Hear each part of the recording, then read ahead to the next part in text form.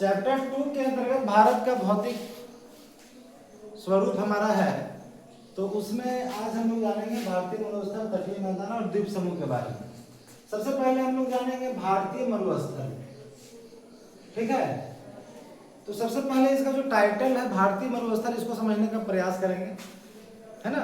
भारतीय का मतलब जो भी कुछ भारत में है वो भारतीय हो गया, और दूसरा यहाँ पर वर्ड जो है वो है मरुस्थल।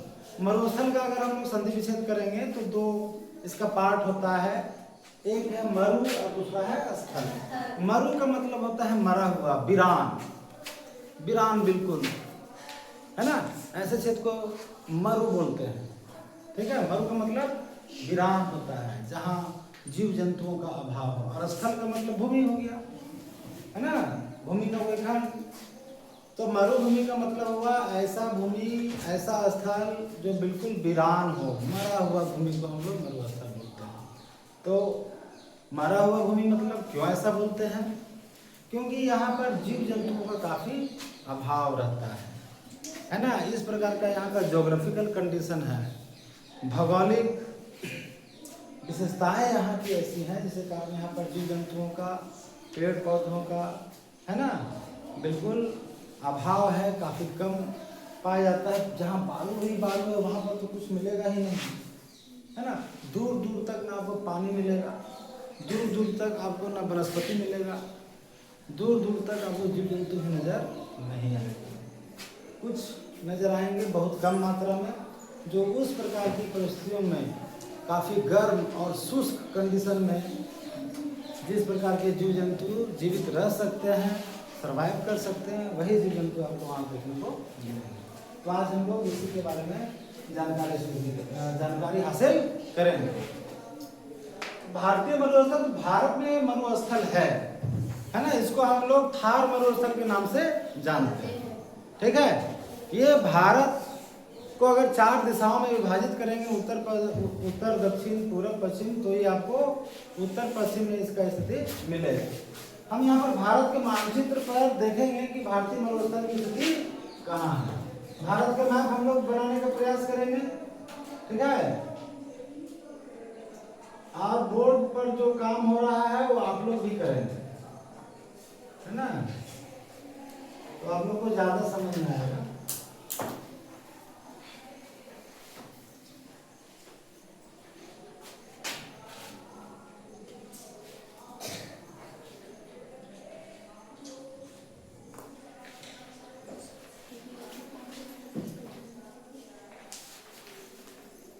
तो इस तरह से भारत का मैप अगर हम लोग बनाते हैं तो ये जो आप देख रहे हैं, ठीक है,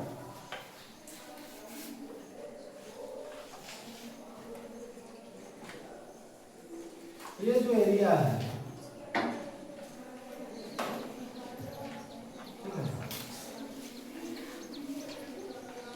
ये जो एरिया है, ये भारतीय मरुस्थल को इंडिकेट करता है। भारतीय मरुस्थल, थार मरुस्थल जो है वो मुख्य रूप से राजस्थान और गुजरात का कच्छ जो क्षेत्र है ना, ये गुजरात का कच्छ एरिया है। तो गुजरात का कच्छ और लगभग पूरा पश्चिमी राजस्थान, देखिए यहाँ पर ये जो है हमारा अरावली पर्वत, ठीक है, अरावली पर्वत। तो अरावली का जो लोकेशन है वो राजस्थान में दक्षिण पश्चिम से उत्तर पूर्व में दिल्ली तक की अरावली की पहाड़ियां चली गई है ना। ये अवशिष्ट पहाड़ का उदाहरण है, अवशिष्ट एक प्रकार के पहाड़ी के रूप में रह गया है, कहीं कहीं ऊंचे आपको भाग देखने को मिलेंगे, है ना। तो इसका जो पश्चिमी क्षेत्र है ये पूरी तरह से मरुभूमि के रूप में है कि नहीं, बात समझ में आ रही है। तो हम लोग जाने यहाँ भारत में, देखिए भारत में कहाँ पर है थार मरुस्थल की स्थिति, है कि नहीं। यहाँ पर मरुस्थल का विकास क्यों हुआ? जलवायु इसका महत्वपूर्ण कारण है। जिन क्षेत्रों में बारिश कम होगी और शुष्क हवाएं प्रवाहित होगी, है ना, तो शुष्क जलवायु वाले क्षेत्रों में मरुस्थलों का विकास ज्यादातर होता है। ऐसे शुष्क जलवायु आपको कहाँ मिलते हैं? ज्यादातर महाद्वीपों के पश्चिमी तटों पर, है ना, महाद्वीपों के पश्चिमी तटों पर ज्यादातर मरुस्थलों का, है ना, विस्तार देखने को मिलता है, उनका विकास देखने को मिलता है। भारत में भी, भारत के पश्चिम क्षेत्र में या उत्तर पश्चिम आप बोलेंगे तो इस दिशा में भारतीय मरुस्थल, थार मरुस्थल के विकास देखने को मिलता है ना। इसका जो जलवायु विशेषता है, यहाँ पर वर्षा बहुत कम होती है, ठीक है, वर्षा 150 मिलीमीटर से भी कम होती है ना। 25 सेंटीमीटर, सेंटीमीटर में देखेंगे तो 25 सेंटीमीटर तक वर्षा यहाँ पर होती है, और मिलीमीटर में 150 मिलीमीटर से भी कम बारिश होती है। हवा यहाँ पे बहती है एकदम बिल्कुल शुष्क बहती है, नमी की मात्रा बहुत कम होती है, इसी कारण से यहाँ पर क्या होता है कि बारिश कम होती है। भारत में जो है सो मानसूनी हवाओं के द्वारा पूरे भारत में बारिश होती है ना। और ये हम लोग जानते हैं कि भारत में जो बारिश होती है सबसे अधिक वो बंगाल की शाखा वाले जो मानसूनी पवन है उसके माध्यम से जो है सो क्या होता है, लगभग पूरे भारत में बारिश होती है। तो ये जब इधर से पूरब से इधर पश्चिम की ओर जैसे जैसे जाता है तो इसमें नमी कम होते जाता है, राजस्थान तक पहुँचते पहुँचते इसमें नमी की मात्रा में भारी गिरावट आ जाती है, इस कारण से यहाँ पर वर्षा नहीं हो पाती है ना। तापमान यहाँ पर लगभग 50 डिग्री सेल्सियस तक चला जाता है, समझिए। अभी तो झारखंड में भी तापमान हम लोग देख रहे हैं 2-4 वर्षों से 41 डिग्री 42-43 डिग्री सेल्सियस तक देख रहे हैं कि तापमान भाग रहा है, लेकिन यहाँ 50 को क्रॉस कर लिया है, ठीक है ना। तो काफ़ी यहाँ पर तापमान और वर्षा की कमी, ये सारे सर्कमस्टांसेस हैं जिसके कारण से इसका डेवलप भारत में हुआ है। मृदा लोग जान रहे हैं कि मरुस्थल है, तो आपको किस प्रकार का मृदा यहाँ पर देखने को मिलेगा, मरुस्थलीय मृदा, यानी कि बलुई मिट्टी यहाँ पर जो है सो आपको देखने को मिलेगा। लेकिन अरावली पर्वत के पूर्वी भाग में धीरे धीरे मरुस्थल का प्रभाव कम होते जाता है, तो इस क्षेत्र में जो है सो आपको क्या होगा, इस क्षेत्र में थोड़ा सा एग्रीकल्चर का विकास ज़्यादा हुआ है अरावली के पूर्वी भाग में, तो यहाँ पर आपको मरुस्थलीय मिट्टी देखने को मिलेगी।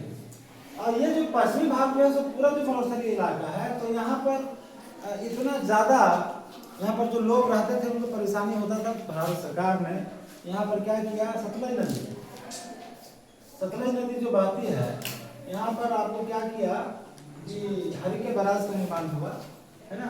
और हरिके बैराज से जो है सो क्या हुआ, आपका जो है इंदिरा गांधी नहर निकाला गया, और मरुस्थल के का जो पार्ट है इधर पश्चिम भाग जो है, यहाँ जो है सो मरुस्थल को हरा भरा करने का प्रयास किया गया। बात सुनना रही है।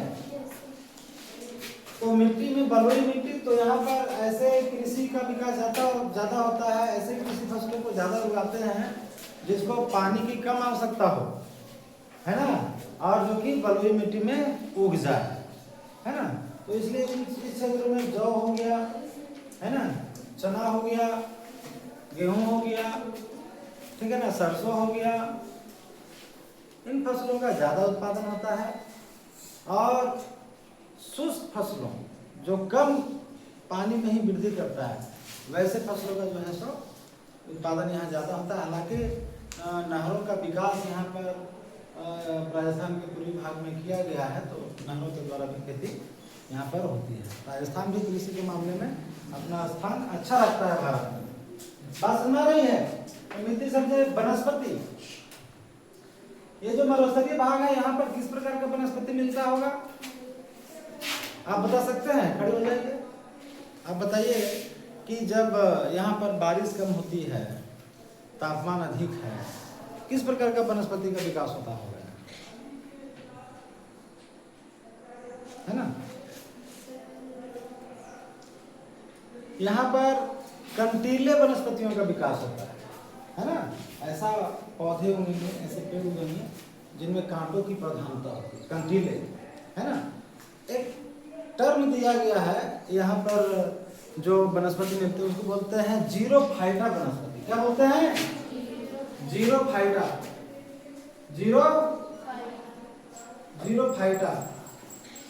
जीरोफाइटा वेजिटेशन बोलते हैं। जीरोफाइटा का मतलब हिंदी में इसको बोलते हैं मरुदभिद, मरुद्भिद पौधे, पेड़ पौधे, मरुद्भिद वनस्पति। इनका विशेषता क्या है कि इसका ऊपरी भाग जो है सो कांटों से भरे रहेगा और नीचे का जो पार्ट है उसका जड़ होता है वो काफी लंबा होता है।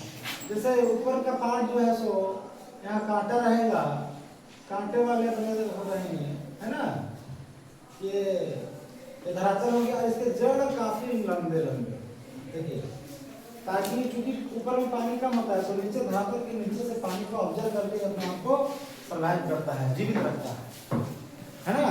तो ऐसे पौधे, पेड़ पौधे यहाँ पर मिलते हैं। तो उनमें क्या होगा, खजूर, खजूर का जड़ देखते हो काफी लंबा लंबा होता है, पतला पतला काफी लंबा लंबा होता है खजूर, कैक्टस, है ना, नागफनी, ये सब जान रहे हो, कांट वाले, ये सब पौधों का विकास यहाँ पर डेवलपमेंट ज्यादा होता है। यही आपको मरुस्थलीय क्षेत्र में देखने को मिलेगा, वो भी काफी दूर दूर पर रहेंगे। आप सोचेंगे कि जिस प्रकार से हमारे क्षेत्र में पेड़ पौधे एकदम घने उगे हुए हैं उस प्रकार का वनस्पति आपको मरुस्थल में मिल जाए तो वैसा नहीं मिलेगा, ठीक है। तो इस प्रकार की वनस्पति आपको वहां पर मिलेंगे, है कि नहीं, ठीक है। तो वनस्पति समझे। अब वनस्पति देखिए, जिन क्षेत्रों में वनस्पतियों में कमी आपको देखने मिलेगी तो वहां पर क्या होगा, जैसे कि जैव विविधता बोले, जैव विविधता में वनस्पति और जीव जंतु दोनों शामिल होते हैं। तो यहाँ पर जीव जंतु भी जो है सो काफी कम मात्रा में आपको मिलेंगे, है ना, बहुत ही कम मात्रा में जीव जंतु भी मिलेंगे। यहाँ का मुख्य पशु जो है वो क्या है, आपको मालूम होना चाहिए। आप बताइए, मरुस्थल का मुख्य पशु जानते हैं? यस, खड़े हो जाइए आप। ऊंट, वाह, वेरी गुड। कैमल जो है, ऊंट है, वो मरुभूमि का, मरुस्थल का जहाज इसको बोला जाता है। और मरुस्थल में, है ना, इसका वर्चस्व होता है ऊंट का, है ना, ऊंट का वर्चस्व होता है। यह एकमात्र जो है जीव है जो पूरे मरुस्थलीय क्षेत्र में रहने वाले लोगों की जान है ना, लोगों को सरवाइव करने में ये अपना महत्वपूर्ण योगदान देता है। इसके अलावा भी तो ऊंट का विशेषता क्या है कि ये कांट वाले पौधों को खाता है ना, कंटीले पौधों को खा जाएगा, कंटीले पत्तियों को खा जाएगा, उसका मुंह का जो है सो उसी प्रकार से वो बना हुआ है उसका, है ना, जिस कारण वो सर्वाइव करता है। इसके अलावा भी वहाँ पर जो है सो भेड़ का पालन, बकरियों का पालन, है ना, भेड़ बकरियों का पालन, समुद्री मरुस्थलीय चूहा, मरुस्थलीय सांप, है ना, मरुस्थलीय सांप मरुस्थल बालू के नीचे चलते रहते हैं, है कि नहीं। तो ये सब जीव जंतु और छोटे छोटे जीव जंतु वहां पर आपको ज्यादातर देखने को मिलेंगे, ठीक है। तो ये है, इस कारण से तो आप देख रहे हैं कि जलवायु ही इसकी ऐसी है, मरुस्थलीय है ना, शुष्क जलवायु है, उसके कारण जैव विविधता में यहाँ पर कमी देखने को मिलता है। आप विश्वतीय प्रदेश में चले जाइएगा, है कि नहीं, तो वहां पर जैव विविधता भारी मात्रा में आपको, जीव जंतुओं में विविधता काफी मात्रा में आपको देखने को मिलेगा। जैव विविधता के दृष्टिकोण से रिच है, पूरा दुनिया में जैव विविधता सबसे बढ़िया रिच कहाँ का है, अमेजन बेसिन। अमेजन बेसिन कहाँ है, दक्षिण अमेरिका में, जो ब्राजील है, ब्राजील का मैक्सिमम पार्ट उसमें आता है। तो वहाँ का जैव विविधता काफी जो है सो रिच है और जीव जंतुओं में काफी धनी है।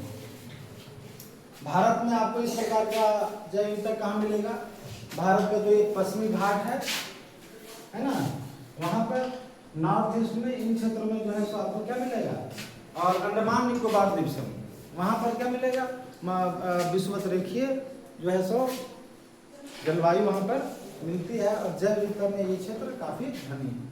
लेकिन मरुस्थल, ये इसको बोलते हैं गर्म मरुस्थल या शुष्क मरुस्थल बोलेंगे, और शीत मरुस्थल कहाँ किसको बोलते हैं, मरुस्थल को हम लोग दो भागों में डिवाइड करते हैं। एक शीत मरुस्थल, शीत मरुस्थल का मतलब होता है वैसा क्षेत्र जहाँ पर नथिंग बट स्नो, जहाँ पर केवल बर्फ ही बर्फ बिछा हो, है कि नहीं, तो उसको शीत मरुस्थल, जैसे अंटार्कटिका, भारत में जो सियाचिन वगैरह है उसको आप शीत मरुस्थल बोल सकते हैं, वहाँ पर सालों भर बर्फ पड़ा रहता है। ये शुष्क मरुस्थल है, गर्म मरुस्थल भी बोल सकते हैं।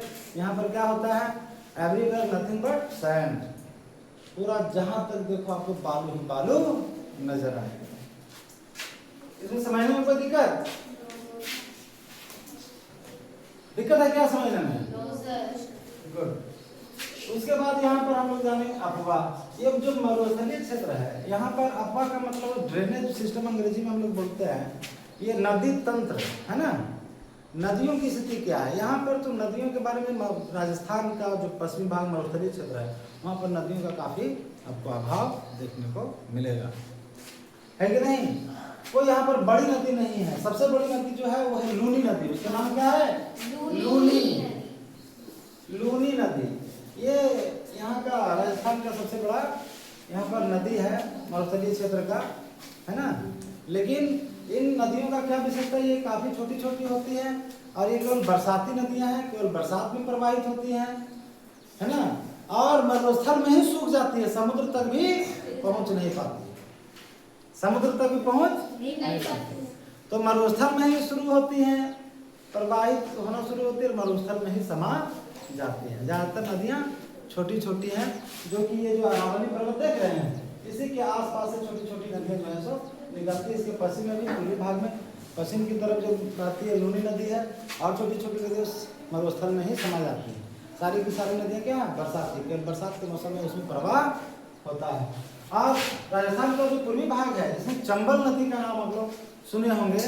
चंबल नदी है ना, चंबल नदी प्रवाहित होती है, उसको सहायक छोटी छोटी नदियाँ हैं, है ना। चंबल नदी का घाटी बहुत फेमस रहा है, मालूम है किस लिए? चंबल घाटी किस लिए फेमस रहा है? ये मध्य प्रदेश का और राजस्थान का एरिया यहाँ पर पड़ता है ना। तो चंबल घाटी फेमस रहा है। ये जो धौलपुर जिला वगैरह है, तो वहाँ पर आप चंबल घाटी आप देखेंगे पूरा बीहड़ है, चंबल का बीहड़ के नाम से प्रसिद्ध है। डाकू गब्बर सिंह का नाम सुने होंगे, डाकू गब्बर सिंह। तो डाकू गब्बर सिंह चंबल घाटी में ही रहता था,